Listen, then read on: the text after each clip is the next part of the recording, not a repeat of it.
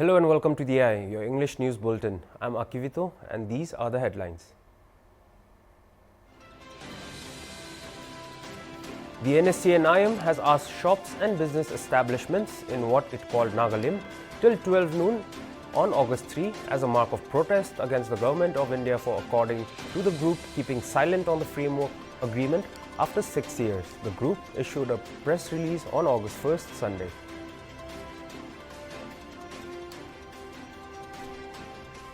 The political atmosphere in Manipur has heated up after former Congress leader Govindas Kanthaujam joined the Bharatiya Janata Party. The Congress party has blamed the BJP of engaging in horse trading.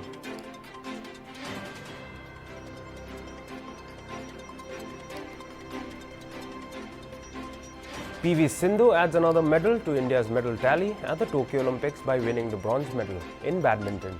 PV Sindhu defeated China's He Bingjiao 21-13, 21-15 in the bronze medal match.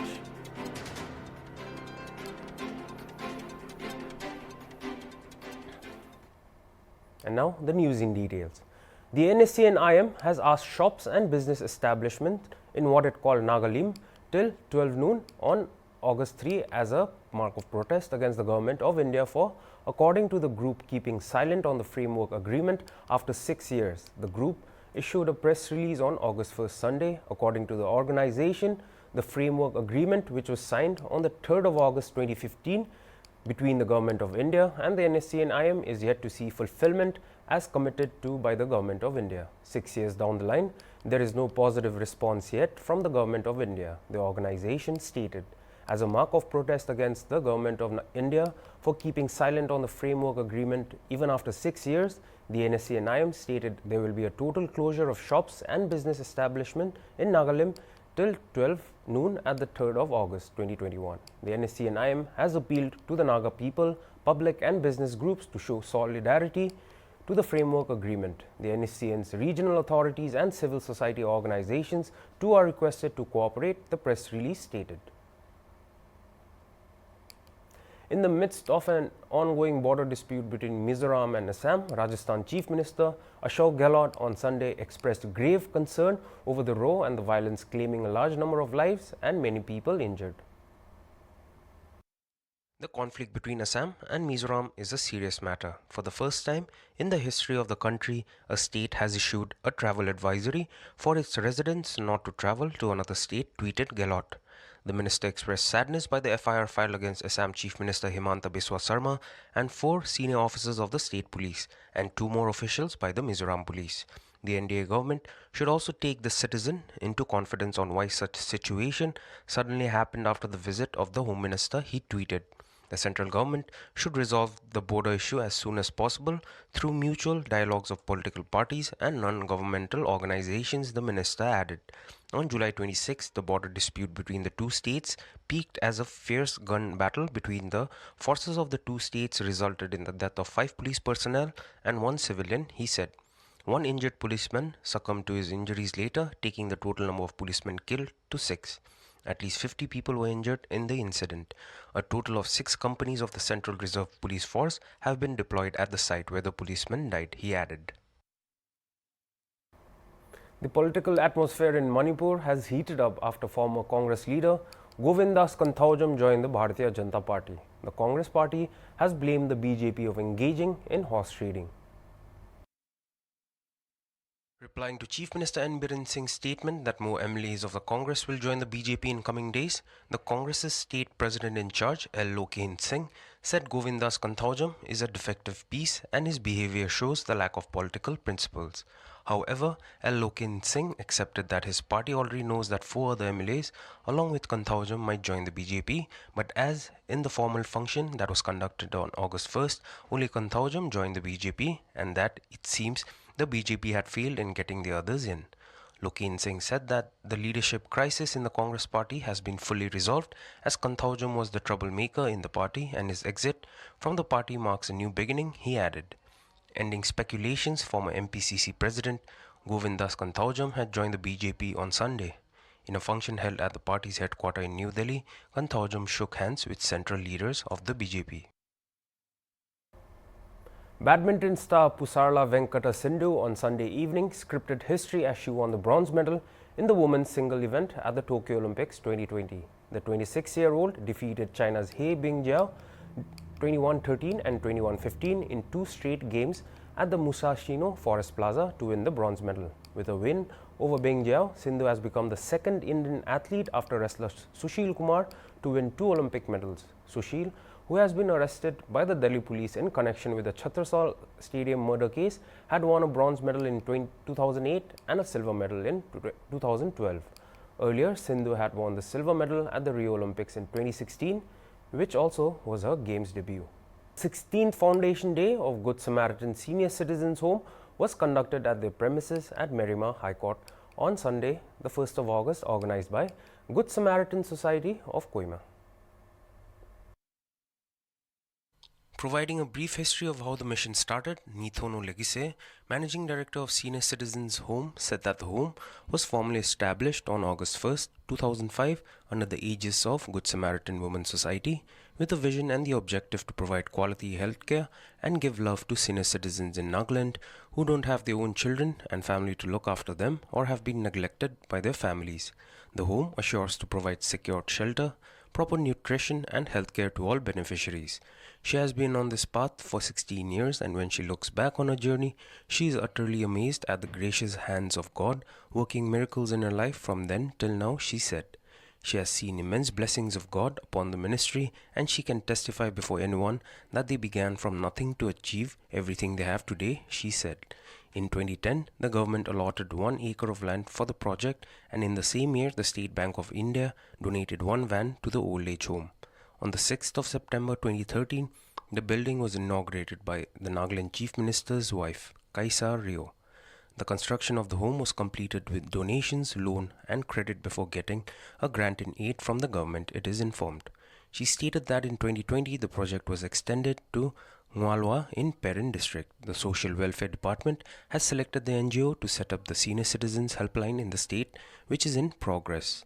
Their future plan is to continue serving the senior citizens sincerely and positively, provide them with better facilities, and start with a recreational and resource center for the senior citizens of the state, it was informed.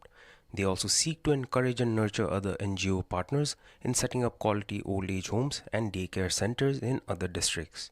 A total of 25 senior citizens are housed at the home. They were also handed over with a small token by the department with the director present. The third regional series of the Eastern Himalayan Naturenomics TM Forum Meet 2021 was conducted on the 1st of August at Sukhai village in Zunewotto. Understanding the socio-economic conservation models for biodiversity preservation in community conserved areas was the primary theme of the forum. The event organizers informed that this year, the Nagaland Regional Eastern Himalayan Naturenomic TM Forum was formulated by the Balipara Foundation in association with the Tata Steels Foundation, partnering with Tizu Valley Biodiversity Conservation and Livelihood Network and the Energy and Resources Institute of India. Karishma Ahmed, member of the Balipara Foundation, stated that by initiating conversations at the grassroots with focus on naturenomic principles, the forum envisions to bring together 35 indigenous community members, representatives, agricultural experts, policy makers, local entrepreneurs, conservationists, self-help groups, farmers and panchayat members, etc. from Zunewotto district and across Nagaland.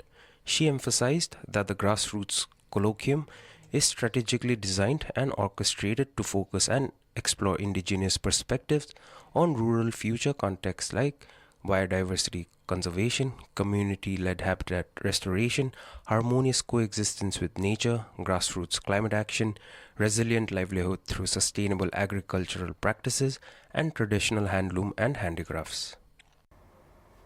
Mizoram Chief Minister Zoramthanga said on Sunday he wants to resolve the border dispute with Assam amicably and called for de-escalation of tensions heightened after Monday's deadly clash between the two northeastern states, leaving 6 Assam policemen dead and 41 others injured. As per telephonic discussions with the Union Home Minister and Assam Chief Minister, they have agreed to resolve the Mizoram-Assam border issue amicably through meaningful dialogue, Zoramthanga tweeted. In the meantime, in order to prevent any possible escalation of the situation, he is requesting the people of Mizoram to avoid posting sensitive messages and to make judicious use of this social media platform, he added. The State Administrative Council in Myanmar, consisting of the military that took power in winter, has announced an interim government, the Xinhua news agency reported on Sunday. Min Aung Hlaing, the chairman of the State Administration Council and the commander-in-chief of the armed forces, will take up the post of the prime minister. The military came to power in Myanmar on February 1, 2021. Former civilian leaders were arrested over allegations of election fraud. The country has been gripped by protests for several months afterward. The Supreme Court bench, led by Chief Justice of India N.V. Ramanna and Justice Suryakant, will hear pleas seeking a court-monitored probe into the reports of the government allegedly using Israeli software Pegasus to spy on politicians, activists and journalists on August 5th. The pleas, filed by senior journalist N. Ram and Sashi Kumar, Rajya Sabha MP John Britas of Communist Party of India Marxist, and advocate M. L. Sharma, are listed for hearing before a bench of Chief Justice of India N. V. Ramanna and Justice Suryakant on August 5th. The pleas seek inquiry headed by a sitting or retired judge of the top court to investigate the alleged snooping. The petition filed by the senior journalist sought a direction to the centre to disclose if it or any of its agencies have used Pegasus spyware either directly or indirectly to conduct surveillance in any manner. Direct the Government of India to disclose if the Government of India or any of its agencies have obtained licenses for Pegasus spyware and or used it or employed it either directly or indirectly to conduct surveillance in any manner whatsoever.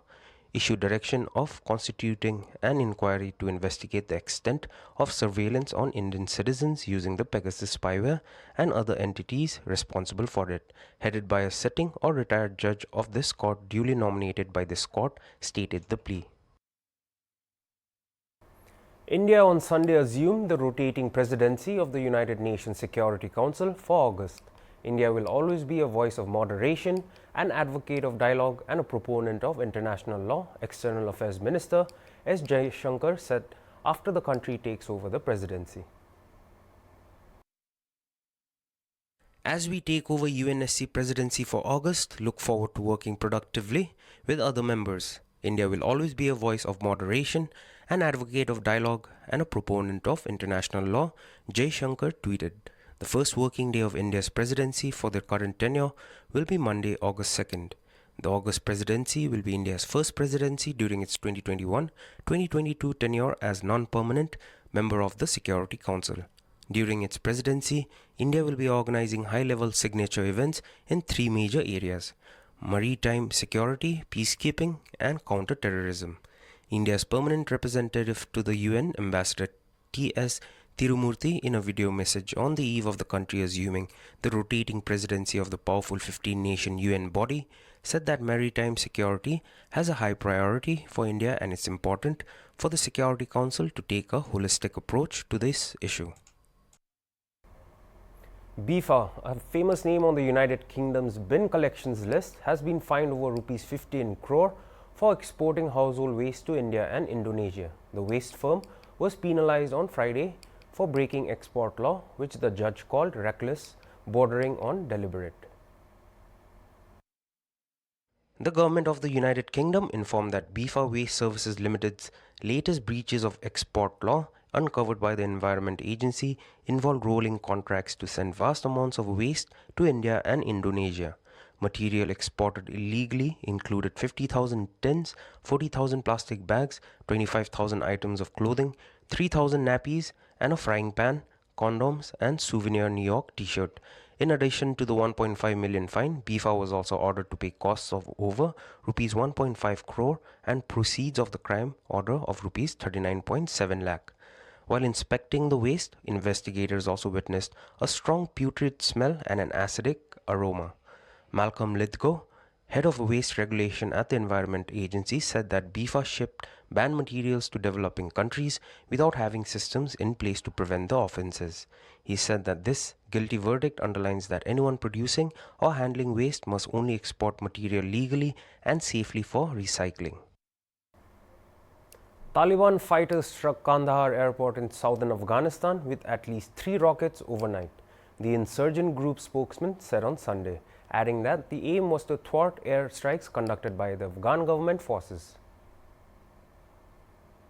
Kandahar airport was targeted by the Taliban because the enemy was using it as a center to conduct airstrikes against them, Zabiullah Mujahid, a Taliban spokesperson, told Reuters.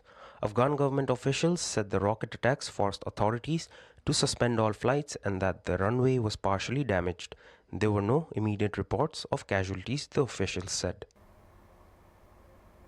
And that was all for the eye. For more news and updates, stay tuned to Hornbill TV.